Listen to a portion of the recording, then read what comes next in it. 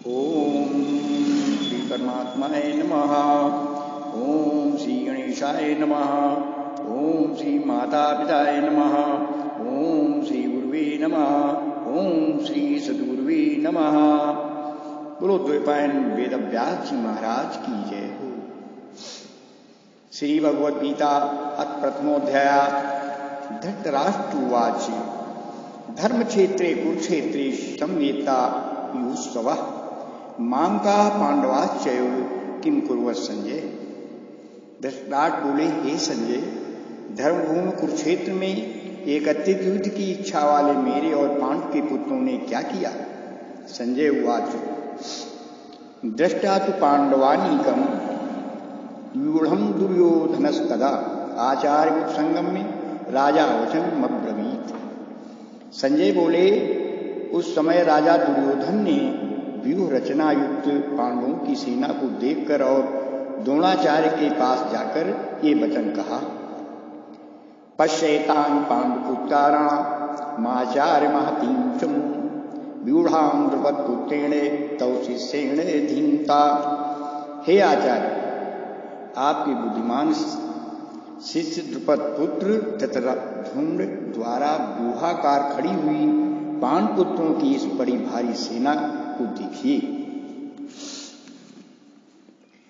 अत्र शूरा महेश्वासा भीमार्जुन समायुधि युद्धानो विराटस्य द्रुपदस्य महारथा धृष्टकेतुश्चेकिस्तानाः काशीराजस्य वीरवान् पुर्जित कुंती भोजस्य सैव्यश्च नरपुंगवः युधामन्युश्च विक्रांत उत्तमौजाश्च वीरवान् सौभद्रो दोग्धेयाश्च सर्वमेव महारथा।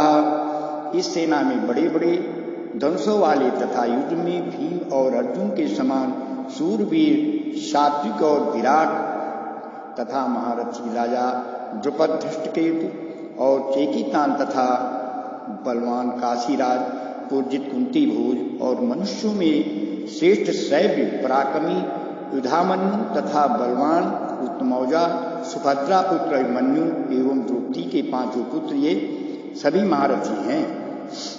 अस्माकं तु विशिष्टाय तानि बोधुजोत्तम नायकामं सन्न्यस्य संज्ञार्थं तान् ब्रवीमिस्ते। हे ब्राह्मण सेठ, अपने पक्ष में भी जो प्रधान हैं उनको आप समझ लीजिए। आपकी जानकारी के लिए मेरी सेना के जो सेनापति हैं उनको बतलाता हूं। भवान भीष्मश्च कर्णश्च कृपश्च सिमतिज्जयः अश्वस्थामा विकर्णश्च सौमदत्तिश्च थयोच। आप द्रोणाचार्य और पितामह भीष्म तथा कर्ण और संग्राम विजयी कृपाचार्य तथा वैसे ही अश्वस्थामा विकर्ण और सोमदत्त का पुत्र भूरिश्रवा अन्ये च बहवासुरा मदर्थे त्यक्तजीविताः नाना सत्पहरणाः सर्वे युद्ध विशारदाः। और भी मेरे लिए जीवन की आशा त्याग देने वाले बहुत से सूरवीर अनेक प्रकार के शस्त्रास्त्रों से सज्जित और सबके सब युद्ध में चतुर हैं। अपर्याप्तम तदस्माकं बलम भीष्माभिरक्षितम पर्याप्तम त्रिमेव तेषां बलम भीमाभिरक्षितम। भीष्म पितामह द्वारा रक्षित हमारी वो सेना सब प्रकार से अजेय है और भीम द्वारा रक्षित उन लोगों की ये सेना जीतने में सुगम है। अनेश्च सर्वेश यथा भागमवस्थिताः भीष्मेवाभिरक्षन्तु भवन्तः सर्वमेव हि। इसलिए सब मोर्चों पर अपनी अपनी जगह स्थित रहते हुए आप लोग सभी निस्संदेह भीष्म पितामह की ही सब ओर से रक्षा करें। तस्य संजय नयन हर्षम कुरुवृद्धा पितामह सिंहनाद विनोदोच्चय शंखदद्मो प्रतापवान।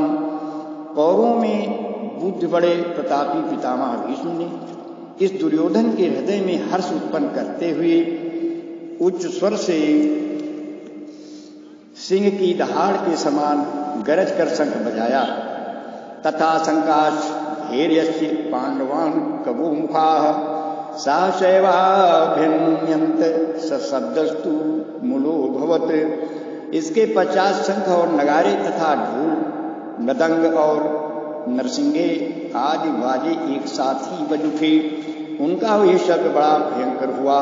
तथा श्वेतैर्है युक्ते महतिसंदने स्थितो माधवा पांडवाश्चैव दिव्यो शंखो प्रदत्मतुः। इसके अनंतर सफेद घोड़ों से युक्त उत्तम रथ में बैठे हुए श्री कृष्ण महाराज और अर्जुन ने भी अलौकिक शंख बजाए। पंचजन्यम हृषिकेशु देवदत्तम धनंजयः पौंड्रदद्मो महाशंखम भीमकर्मा प्रकोदरः। श्री कृष्ण महाराज ने पंचजन्य नामक अर्जुन ने, देवदत्त नामक और भयानक कर्म वाले भीमसेन ने पौंड नामक महाशंख बजाया।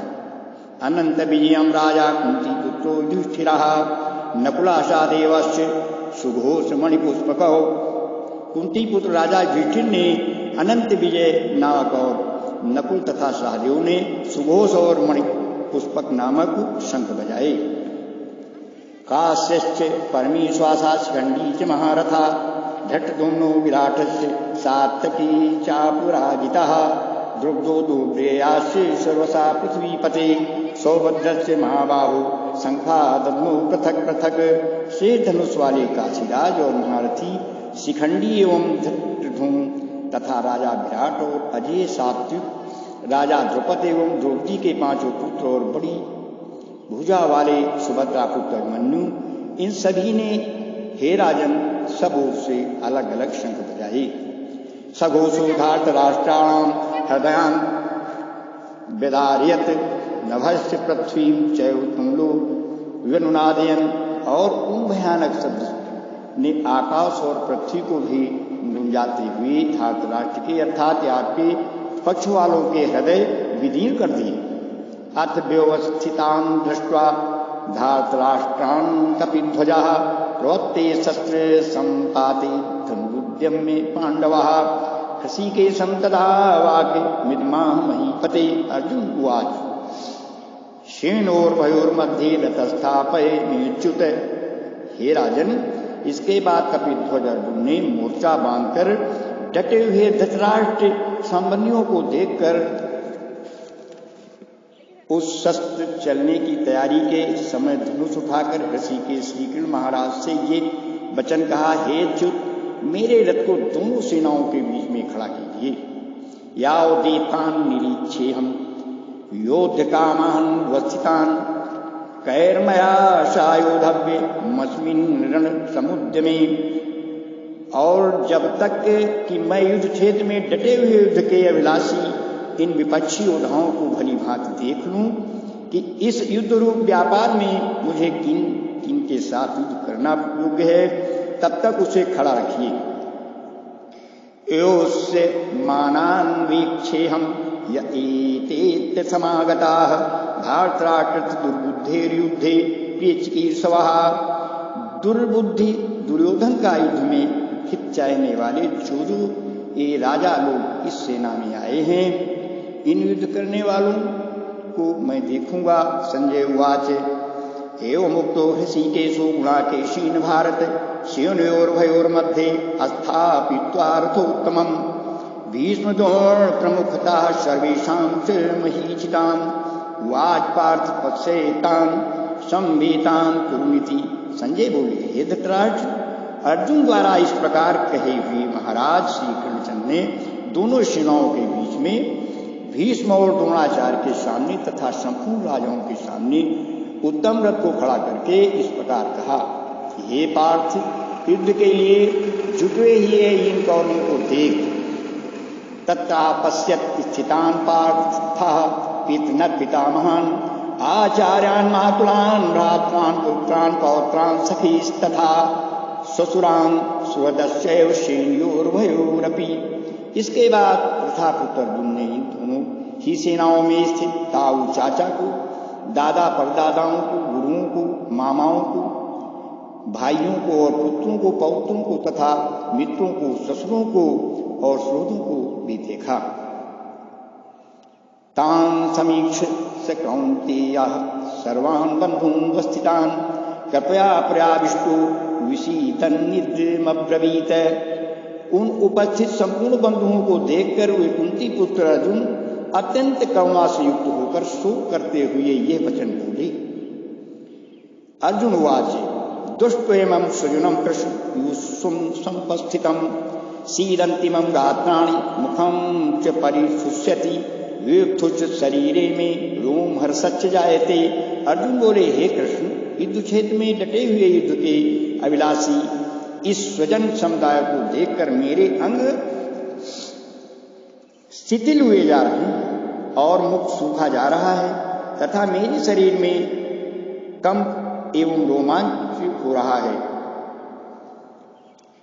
गांडीवं शस्ते हस्ताक्यैव परिधृते न च शक्नोमि अवस्थातुं भ्रमतीव च मे मनः।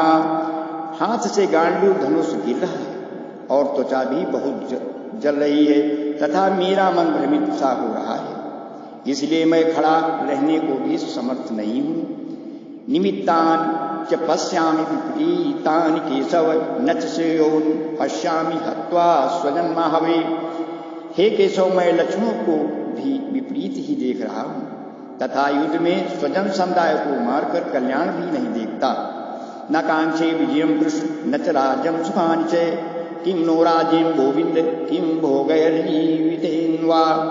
हे कृष्ण, मैं न तो विजय चाहता हूँ और न राज्य तथा सुखों को ही। हे गोविंद, हमें ऐसे राज्य से क्या प्रयोजन है अथवा ऐसे भोगों से और जीवन से भी क्या लाभ है। येषामर्थे कांक्षितं नो राज्यं भोगा सुखानि च इमे वस्थिता युद्धे प्राणान् त्यक्त्वा धनानि च। हमें जिनके लिए राजभोग और सुखादि अभीष्ट हैं वे ही ये सब धन और जीवन की आशा को त्याग कर युद्ध में खड़े हैं। आचार्या पितरा पुत्रा तथैव च पितामहा मातुला ससुरा पौत्रा श्याला संबंधिनस्तथा।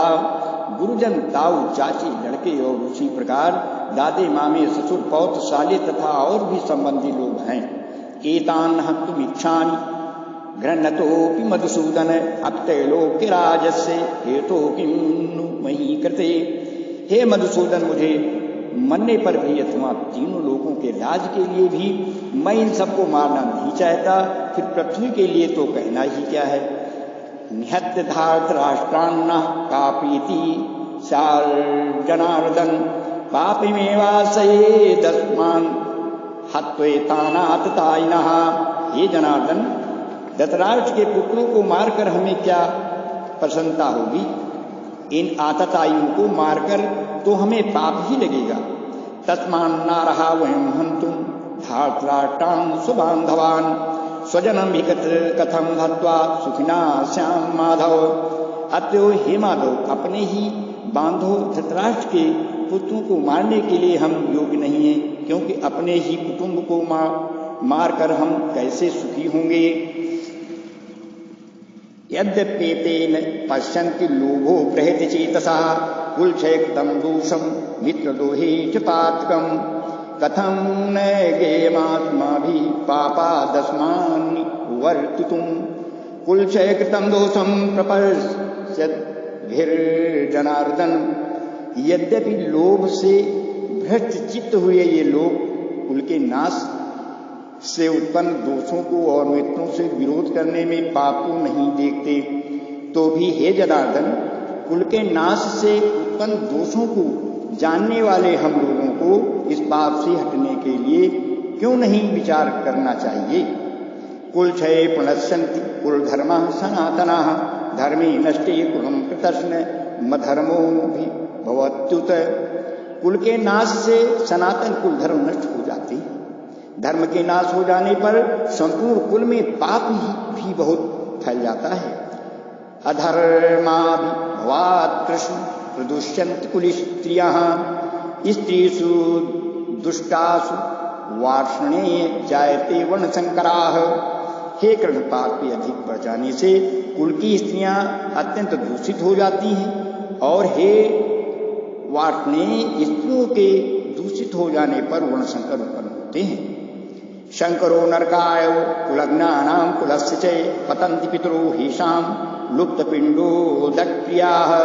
वर्णशंकर कुल घातियों को और कुल को नरक में ले जाने के लिए ही होते हैं। लुप्त हुई पिंड और जल की क्रिया वाले अर्थात श्राद्ध और तर्पण से विंचित उनके पितर लोग भी अधोगति को प्राप्त होते हैं। दूसरे रेतय कुलग्ना नाम वर्णशंकर कारक उसादंते जाति धर्मा कुल धर्माश्च शाश्वताः। इन वर्णशंकर कारक दोषों से कुल घातियों के सनातन कुल धर्म और जाति धर्म नष्ट हो जाते हैं। उत्सन्न कुल धर्माणाम मनुष्याणाम जनार्दन नरके नियतम वासु भवतीत नुसुसुम। हे जनार्दन, जिनका कुल धर्म नष्ट हो गया है ऐसे मनुष्यों का अनिश्चित काल तक नरक में वास होता है, ऐसा हम सुनते आए हैं। अहोवत महत्पापम कर्तुव्यवसितो अहोवत महत्पापम कर्तुं वसिता वयम यद्राजसुकुलोभेन हंतु स्वजन मुद्यताः। हाँ, शोक हम लोग बुद्धिमान होकर भी महान पाप करने को तैयार हो गए, जो राज्य और सुख के लोभ से स्वजनों को मारने के लिए उद्यत हो गए हैं। यदि माम प्रतीकार मशस्त्रम शस्त्र पाणयाः धार्तराष्ट्राम रणे हंतु तन्मे क्षेमतरम भवेत्। यदि मुझे शस्त्र रहित एवं सामना न करने वाले को शस्त्र हाथ में लिए हुए धृतराष्ट्र के पुत्र रण में मार डालें तो वो मरना भी मेरे लिए अधिक कल्याणकारक होगा। एवं मुक्तार्जुनम सांख्ये रथोपस्थुपाविशत। संजय उवाच एवं मुक्तार्जुना सांख्ये रथोपस्थुपाविशत विसर्ज्य ससरम चापम शोक संविघ्नवान् सः। संजय बोले, रणभूमि में शोक से उद्विग्न मन वाले अर्जुन इस प्रकार कहकर बाण सहित धनुष को त्याग कर रथ के पिछले भाग में बैठ गए। ओम तस्सदिति श्रीमद्भगवद गीता उपनिषत्सु ब्रह्म विद्यायाम योग शास्त्री श्री कृष्ण अर्जुन संवादे अर्जुन विषाद योगो नाम प्रथमोऽध्याय। बोलो वृंदावन बिहारी लाल की जय, बोलो सनातन धर्म की जय, बोलो सच्चे दरबार की जय, बोलो हर हर महादेव की जय।